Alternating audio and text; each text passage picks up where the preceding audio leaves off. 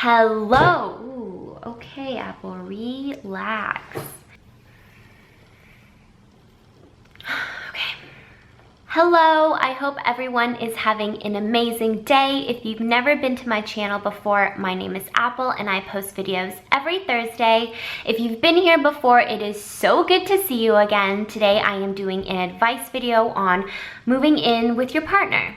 If you're planning on moving in with someone that you're in a relationship with, it's obviously a huge commitment and it happens at different times for different people. So I am just gonna throw out some general advice for when you are ready to make that next big move. I have lived with a lot of different types of people and have lived on my own for a few years. So I've gathered quite a bit of wisdom when it comes to sharing your living space with other people. Obviously, you don't have to follow every single piece of advice that I give in this video. These are just some things that I found helpful and things that I wish I knew when I moved in with my boyfriend. So take this video with a grain of salt and use it to how you see fit to your own situation. The first thing is you need to sit yourself down and ask yourself, why am I doing this? If it's not because you're truly ready to take your relationship to the next step or because you really want to do this, then you need to take a step back and rethink things. For example, you don't want to be in a situation where you're desperate to get out of your parents' house, but you can't afford to live alone, so you need to find a roommate. Your boyfriend and girlfriend should not be that roommate. There are plenty of other options out there. If you've actually never lived on your own before, I think it's beneficial and would actually suggest for you to live on your own or get a roommate that's not your partner. The reason is because you learn a lot when you live on your own and away from your parents. You learn a lot about yourself, what you like, what you don't like, about life, about responsibilities, and honestly, depending on the type of person you are, this learning curve could add a lot of stress on your relationship, or it could be a completely amazing growing opportunity for the both of you. Finance and convenience are great secondary reasons to move in together, and it probably motivates and drives your decision to do that, but it shouldn't be your only reason.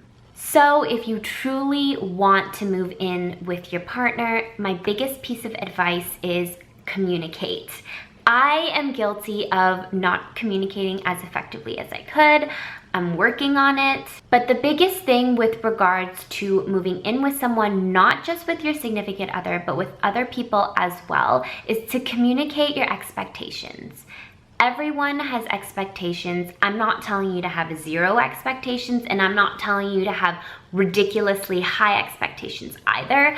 I'm just telling you to have realistic expectations, but the important part is to communicate them and let people know what they are. You don't want to be in a situation where you think that your partner is going to do the dishes every night, but in reality, they end up doing it every other day or don't end up doing it at all, and then you have to end up doing it, and then you get angry and frustrated and annoyed, and you build up all this resentment, and then it all blows up, when the situation could have been easily avoided if you had just said, look, I like going to bed with a clean sink, an empty sink every night, so maybe you do dishes every other night, I do dishes every other night. There are 3 important conversations that I think every young couple should have to avoid sticky situations like that. Number 1 is chores.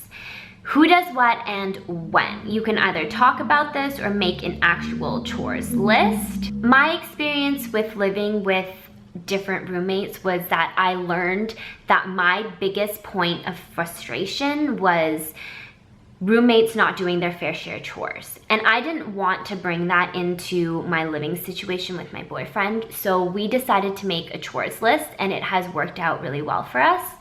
If you do decide to make a chores list, just remember that the initial list you made isn't like carved in stone. If it's not working for you, then change it around to something that works for both of you. The point is, just make sure that what you say you're gonna do, you do and follow through on it. Second very important conversation is about money. You're living together now, so you probably want to split the bills. Hydro, utilities, heat, internet, rent, groceries. If you're making around the same amount of money, maybe it makes sense to split it 50-50. But if you're making 100K a year and your partner's making 50K a year, it's not fair for you to hold them to your standard of living. So maybe you want to split your bills relative to income. Third important conversation to have is life goals. Do you want to have children? Where do you see yourself in 5 years? If one person wants to quit their full-time job and start going back to school again, is the other person going to be able to support the both of you? If one person wants to up and leave and move to a different country in 6 months and the other person wants to settle down and buy a house and have kids, you probably shouldn't move in together. Other than communicating expectations, my next piece of advice is to make time for yourself. You live together now and you are spending a lot more time together, and you're probably finding out things and seeing things that you're not necessarily comfortable with knowing about. They're your best friend, but at the end of the day, you need to have your own life outside of the relationship, and you shouldn't be codependent on one person. Girls' night out, guys' night out, seeing your family without them are all different ways to do that. By the same token, you should also keep your romance alive. You don't want your relationship to end up being like a platonic roommate dynamic. So go on dates every week or twice a month.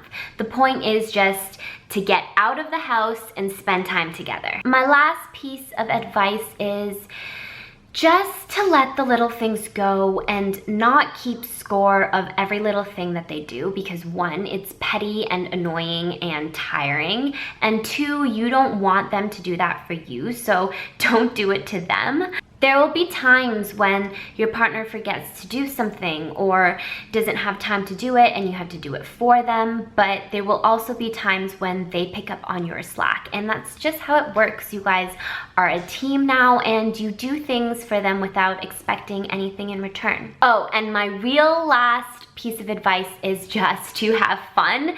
This is an exciting moment in your lives, and I know I am like a huge overthinker and analyze every little thing, and there are times when I have to tell myself to just like calm down and relax. Just telling myself to go with the flow and stop being so needy and insecure, because honestly, like, I'll never relive this experience again. So this is my advice video. I hope you guys found this to be helpful. If you have other advice, please leave it down below so that others can read it as well. Don't forget to like and subscribe, and I will see you guys next Thursday. Bye! The huge thing nowadays. So Bonnie, if you're watching this, thank you, because I love this stuff. This isn't the first lip